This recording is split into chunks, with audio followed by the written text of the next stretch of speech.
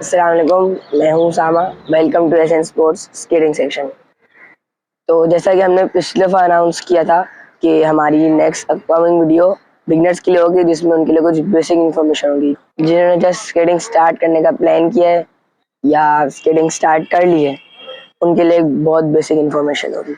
Skating एक multi disciplinary sport है। Multi disciplinary से मुराद है कि स्केटिंग करते हुए स्केटिंग में कई तरह की एक्टिविटीज जैसे फुटबॉल, रोल बॉल, बास्केटबॉल और नॉर्मल इनलाइन स्केटिंग। इसके अलावा ice skating, artistic skating. Skating की 3 कैटेगरी है: आइस स्केटिंग, आर्टिस्टिक स्केटिंग और इनलाइन स्केटिंग। और मैं ये चीज़ क्लियर कर दूं कि जो हमारी वीडियोस होंगी वो इनलाइन स्केटिंग की होंगी, 4 व्हील सेटअप। मार्केट में बहुत तरह के स्केट्स होते हैं और जिस तरह के स्केट्स आपको चाहिए वो आपकी पर्सनल चॉइस है, लेकिन स्केट्स खरीदते हुए आपको कुछ चीज़ों का ध्यान रखना चाहिए।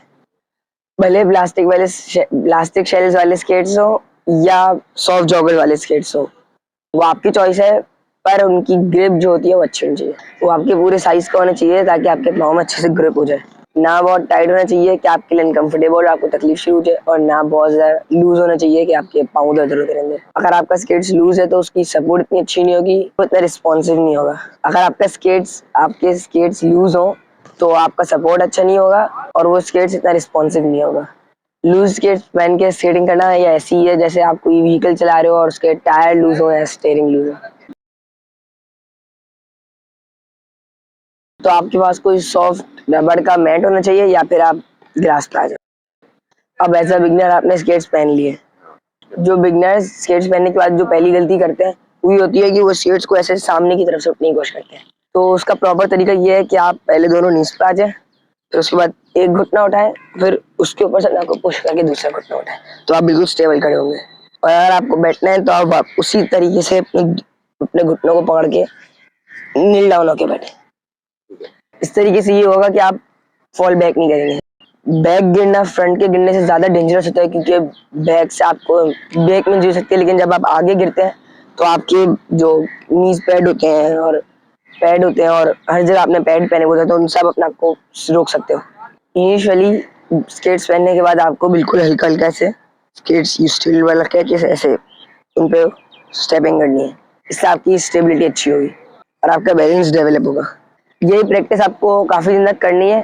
ये कुछ एक्सरसाइज है जो शुरू में काफ़ी दिन तक आपको करने पड़ेंगी। स्टेप्स के बाद आपको छोटे छोटे स्टेप्स लेके आगे आने हैं, इस तरह करके। जब आपका ग्रास के ऊपर इजी हो जाए तो फिर आप फ्लोर के ऊपर ट्राई करें। व्हील्स का एक बहुत नैरो एरिया ज़मीन से टच हो रहा होता है, और ये व्हील्स हैं, ये हर वक्त रेडी होते हैं चलने के लिए। तो आप हल्का सा भी पुश करें तो ये स्पीड चलना शुरू कर देते हैं। तो आपको बहुत शुरू में एहतियात से और स्लो स्लो करना चाहिए।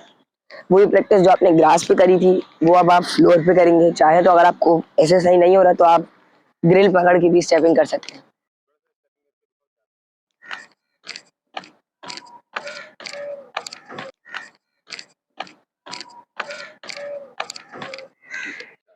और वही स्टेप्स आपने फ्लोर पे बेबी बेबी छोटे छोटे स्टेप्स लेने, लेकिन वी बना के।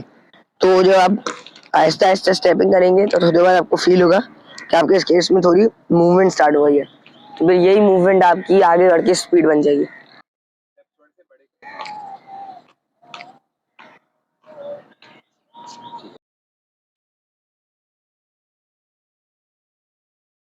मैं आपको बताता हूँ कि हाउ स्केट्स एक्चुअली वर्क्स। अब आप अपने पाँव शोल्डर वेट के अपार्ट खोल लिए। अगर ढलान नहीं है, फ्लैट सरफेस है, तो आप अपने पाँव शोल्डर्स के वेट खोल लें। अगर फ्लैट सरफेस है और अपने पाँव बिल्कुल सीधे खोल लिए तो यू वोंट गो एनीवेयर। तो स्केट्स में 2 चीज़ होती है। अगर आप अब टिप्स ओपन तो आप आगे की तरफ जाएंगे, लेकिन अगर आप हील्स ओपन कर लें तो आप पीछे की तरफ जाएंगे। टोज ओपन स्केट्स आगे को आएंगे, हील्स ओपन तो स्केट्स पीछे को जाएंगे। उम्मीद है आपने हमारी आज की वीडियो से कुछ ना कुछ सीखा होगा। जल्दी हमारी अगली वीडियो में मुलाकात होगी। तब तक के लिए अल्लाह हाफ़िज़। Happy skating.